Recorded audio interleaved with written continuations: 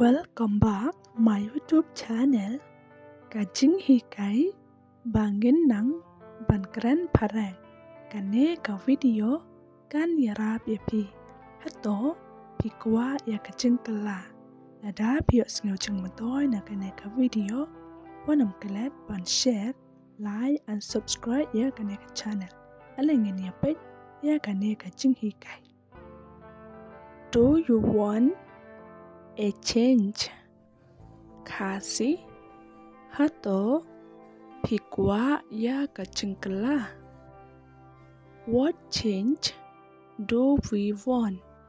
Kasi kachingkala ayu ngikwa. If you want to change the world, start with yourself. Kasi nada pikwa panpen kala ya kapertei sedang chua na lade. We need to change our mindset. Kasi ngi don kam panpen kala ya kaching mod ching perkat jongi. We need to change our thinking. Kasi ni dan kam panpen kala ya karukom perkat jongpi. We need to change our behavior. Kasi ni dan kam panpen kala ya kachinglong chingman jongi. We need a strong leadership.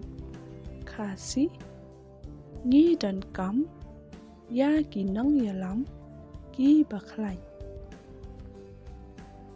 Why are a leader important? Kasi balay kinong yalam ki dan kam. To fight for the right of the people. Kasi ban yale ya kahok jong kipriu. A leader who speak the truth. Kasi unong yalam ubakren ya kaching shisha. A leader for the people. Kasi unong yalam jong kipajba. The problems we face day by day is because we lack a leadership. Kasi kaching bangi ya kendo man lakas ni kadai namar ngi duna kinong yalam. I don't know you agree or not, but I'm telling the truth. Kasi ngam tip pingay ne pimngay hanray ngakren ya kaching shisha.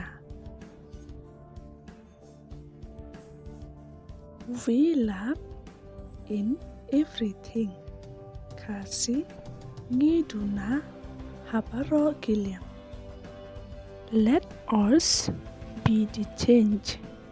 Kasi tongin long kaching kala.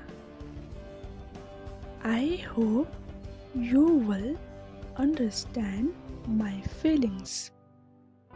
Kasi nga kermen pin sngeu tho ya kaching sngeu jonga. Change will come until we change ourselves. Kasi kaching kala kan van tat hado bangin kelashwa yalade. Thank you, your patience, your love and your support. Kasi kublay shibon ya kaching yaisha jongpi. Kaching but kaching kershan jongpi. Don't forget like, share and subscribe. See you in the next video. Bye.